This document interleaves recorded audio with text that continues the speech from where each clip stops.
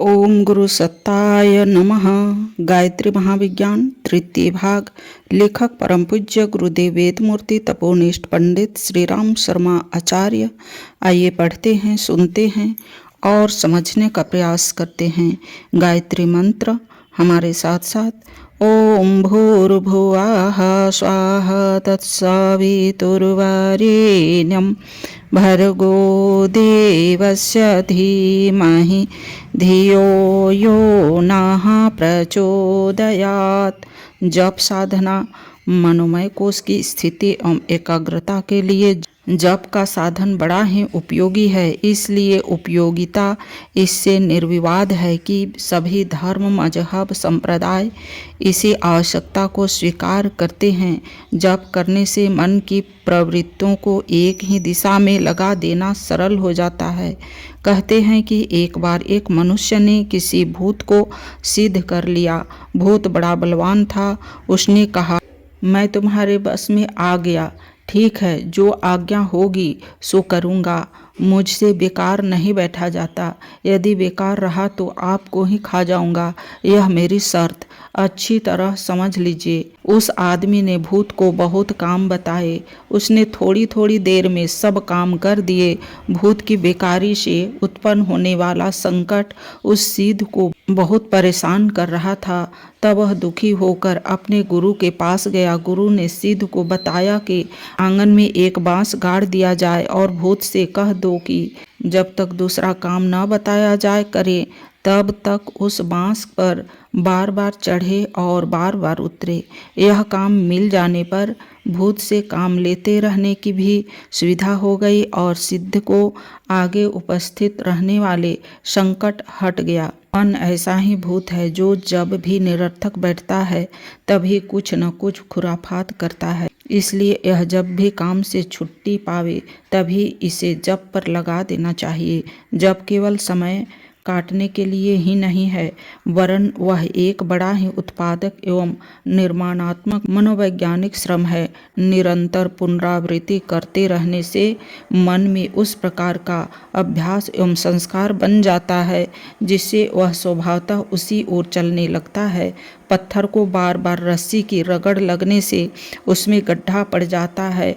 पिंजड़े में रहने वाला कबूतर बाहर निकाल देने पर भी लौटकर उसी में वापस आ जाता है। गाय को जंगल में छोड़ दिया जाए तो भी वह रात को स्वयं लौट आती है। निरंतर अभ्यास से मन भी ऐसा अभ्यस्त हो जाता है कि अपने दीर्घकाल तक सेवन किए गए कार्यक्रम में अनायास ही प्रवृत्त हो जाता है। अनेक निरर्थक कल्पना प्रपंचों में उछलते कूदते फिरने की अपेक्षा आध्यात्मिक भावना की एक सीमित परिधि में भ्रमण करने के लिए जप का अभ्यास करने से मन एक ही दिशा में प्रवृत्त होने लगता है। आत्मिक क्षेत्र में मन लगा रहना उस दिशा में एक दिन पूर्ण सफलता प्राप्त होने का सुनिश्चित लक्षण है। मन रूपी भूत बड़ा बलवान है। यह सांसारिक कार्यों को भी बड़ी सफलतापूर्वक करता है और जब आत्मिक क्षेत्र में जुट जाता है तो भगवान के सिंहासन को हिला देने में भी नहीं चूकता।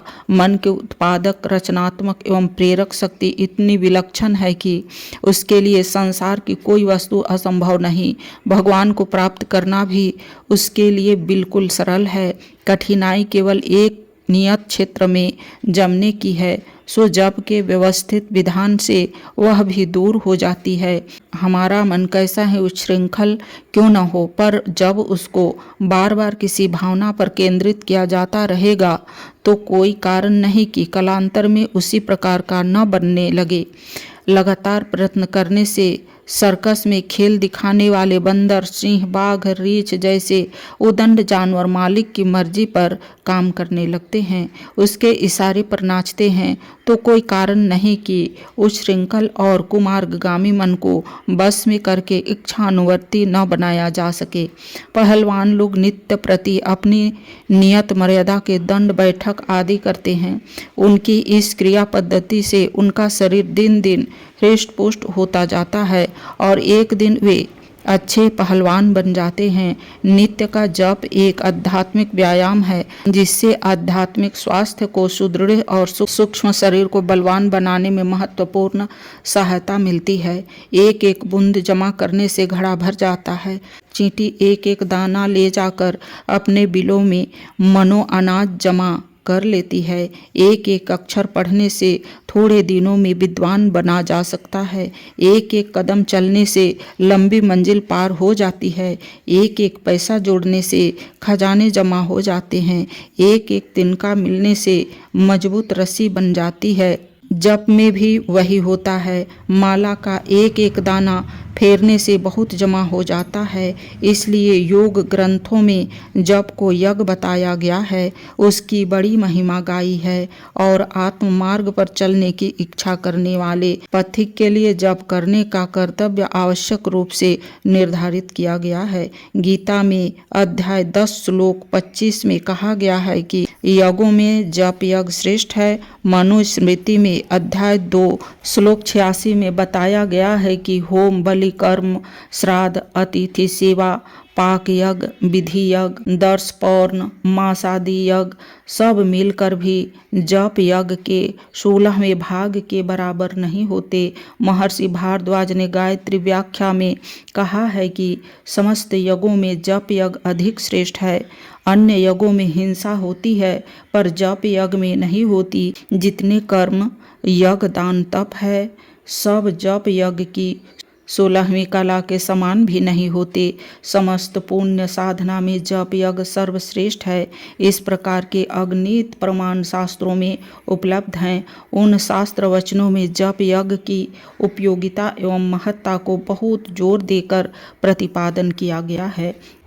कारण यह है कि जप मन को वश में करने का रामबाण अस्त्र है और यह सर्वविदित तथ्य है कि मन को वश में करना इतनी बड़ी सफलता है कि उसकी प्राप्ति होने पर जीवन को धन्य माना जा सकता है।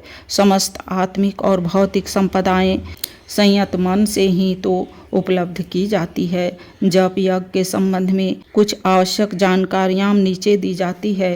पहला, जप के लिए प्रातः काल एवं ब्रह्म मुहूर्त सर्वोत्तम काल है।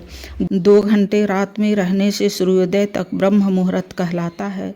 सूर्योदय से 2 घंटे दिन में चढ़े तक प्रातः काल से भी ब्रह्म मुहूर्त अधिक श्रेष्ठ है।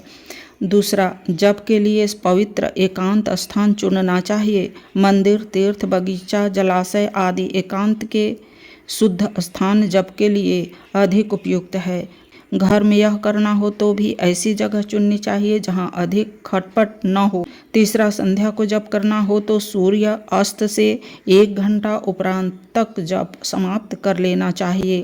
प्रातःकाल के 2 घंटे और शाम काल का 1 घंटा, इन तीनों घंटों को जोड़कर रात्रि के अन्य भागों में गायत्री मंत्र नहीं जपा जाता। चौथा, जप के लिए शुद्ध शरीर और शुद्ध वस्त्रों से बैठना चाहिए। साधारणतः स्नान द्वारा ही शरीर की शुद्धि होती है, पर किसी विवस्था, ऋतु, प्रतिकूलता या अव्यवस्था की दिशा में हाथ मुंह धोकर या गीले कपड़े से शरीर पोंछकर भी काम चलाया जा सकता है। नित्य धुले वस्त्रों की व्यवस्था न हो सके तो रेशमी या ऊनी वस्त्रों से काम लेना चाहिए। पांचवा, जप के लिए बिना बिछाए न बैठना चाहिए। कोस का आसन, चटाई आदि घास के बने आसन अधिक उपयुक्त है। पशुओं के चमड़े, मृगछाला आदि आजकल उनकी हिंसा से प्राप्त होते हैं, इसलिए वे निषिद्ध है। छठा, पद्मासन में पलती मारकर मेरुदंड को सीधा रखते हुए जप के लिए बैठना चाहिए। मुंह प्रातः पूर्व की ओर, श्याम काल पश्चिम की ओर रहे। सातवां, माला तुलसी की या चंदन की लेनी चाहिए। कम से कम 1 माला नित्य जपनी चाहिए। माला पर जहाँ बहुत आदमियों की दृष्टि पड़ती हो वहाँ हाथ को कपड़े से या गौमुखी से ढक लेना चाहिए। 8वां, माला जपते समय मेरु माला के प्रारंभ का सबसे बड़ा केंद्रीय दाना का उल्लंघन न करना चाहिए। 1 माला पूरी करके उसे मस्तिष्क तथा नेत्रों से लगाकर पीछे की तरफ उल्टा ही वापस कर लेना चाहिए। इस प्रकार माला पूरी होने पर हर बार उलट कर ही नया आरंभ करना चाहिए। 9वां, लंबे सफर में स्वयं रोगी हो जाने पर, किसी रोगी की सेवा में संलग्न होने पर, जन्म मृत्यु का सूतक लग जाने पर स्नान आदि पवित्रताओं की सुविधा नहीं रहती, ऐसी दशा में मानसिक जप चालू रखना चाहिए। मानसिक जप बिस्तर पर पड़े पड़े, रास्ता या किसी भी पवित्र अपवित्र दशा में किया जा सकता है। 10वां, जप नियत समय पर, नियत संख्या में, नियत स्थान पर शांत चित्त एवं एकाग्र मन से करना चाहिए। पास में जलाशय या जल से भरा पात्र होना चाहिए। आचमन के पश्चात जप आरंभ करना चाहिए। किसी दिन अनिवार्य कारण से जप स्थगित करना पड़े तो दूसरे दिन प्रायश्चित स्वरूप एक माला अधिक करनी चाहिए।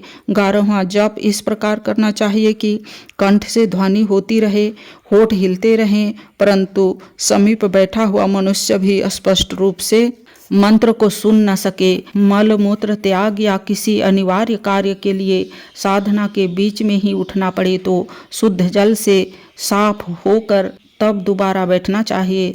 जप काल में यथासंभव मौन रहना उचित है। कोई बात कहना आवश्यक हो तो इशारे से कह देनी चाहिए।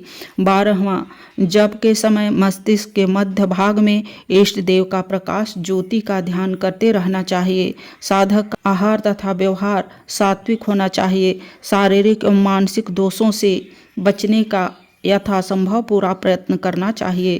13वां, जप के लिए गायत्री मंत्र सर्वश्रेष्ठ है। गुरु द्वारा ग्रहण किया हुआ मंत्र ही सफल होता है। स्वेच्छापूर्वक मनचाही विधि से मनचाहा मंत्र जपने से विशेष लाभ नहीं होता, इसलिए अपनी स्थिति के अनुसार आवश्यक विधान किसी अनुभवी पथ प्रदर्शक से मालूम कर लेना चाहिए। उपरोक्त नियमों के आधार पर किया हुआ गायत्री जप मन को वश में करने एवं मनोमय कोश को सुविकसित करने में बड़ा महत्वपूर्ण सिद्ध होता है। आज के वीडियो में इतना ही। अगले वीडियो में तन मात्रा साधन के बारे में पढ़ेंगे और समझेंगे। लाइक, सब्सक्राइब और शेयर करें। धन्यवाद। ओम शांति।